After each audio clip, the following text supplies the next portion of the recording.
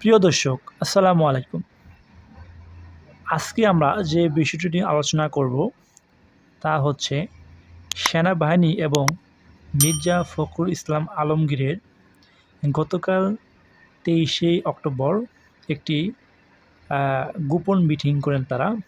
এমন একটি তথ্য প্রকাশ করেছে পিনাকি ভট্টাচার্য।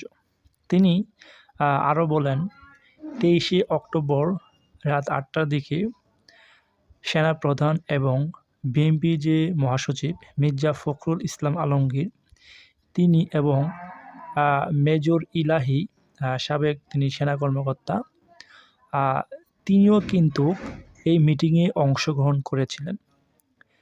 এছাড়াও গত যে 24শে আগস্টের পরে 2024-এ পরে 15ই আগস্ট 5ই আগস্টের পরে যে সময়টা, এই সময়ের মধ্যে তারা অনেকবার গোপন মিটিং করেছে এবং এই মিটিংয়ের মূল উদ্দেশ্য কী এবং এটি কিন্তু সাধারণ মানুষ এখনও জানে না এবং বিভিন্ন গণমাধ্যমে কিন্তু এই বিষয় নিয়ে কোনো প্রকার নিউজ হয়নি এবং অনেক তথ্য গোপন রেখেছে।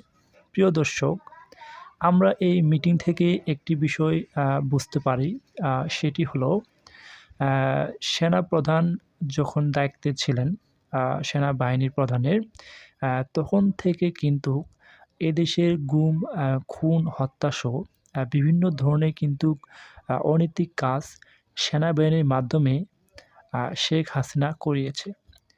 এই বিষয়টি সকল মানুষ এবং নেতাকর্মীসহ অনেকেই জানে। এখন মূল উদ্দেশ্য হলো, যেহেতু সেনাবাহিনীর 15 সদস্য অলরেডি কিন্তু জেল হাজতে। এখন অনেকেই সেনাবাহিনীর মধ্যেই একটা কূ চলতে পারে এরকমও একটা দেখা দিয়েছিল এবং তথ্য বেরিয়ে আসছিল। এছাড়াও সেনাবাহিনী প্রধান এবং মির্জা ফখরুল ইসলামের যে বৈঠক, এই বৈঠক থেকে আমরা আরেকটা বিষয় লক্ষ্য করতে পারি।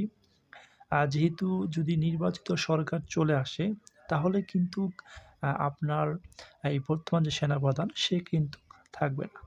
সেক্ষেত্রে কিন্তু এই সেনাবাহিনীর যে প্রধান রয়েছে তাকে যে সেফ এক্সিট দিবে কিনা সেই বিষয়টি নিয়ে মির্জা ফখরুল ইসলাম আলমগীর এবং সেনাবাহিনীর প্রধানসহ বিএনপির যে শীর্ষ নেতা রয়েছে তাদের সাথে কিন্তু বৈঠক হতে পারে। এই বিষয়টা নিয়ে কিন্তু আলোচনাও হতে পারে। প্রিয় দর্শক, এইটা বিষয়। এছাড়াও সেনাবাহিনী প্রধান কিন্তু গুম খুনসহ বিভিন্ন তথ্য কিন্তু তিনি জেনেছিল। তা সত্ত্বেও কিন্তু শেখ হাসিনাকে থামাতে পারেননি। তিনি একটা সেফ এক্সিট অথবা সুন্দরভাবে তার পরিবারসহ বিদেশে বা নিরাপদ জায়গায় যেতে পারে, সেই বিষয়টা হয়তোবা বিএনপির যে শীর্ষ নেতা রয়েছে তাদের সাথে আলোচনা করতে পারে।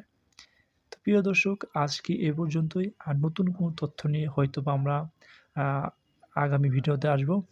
ধন্যবাদ।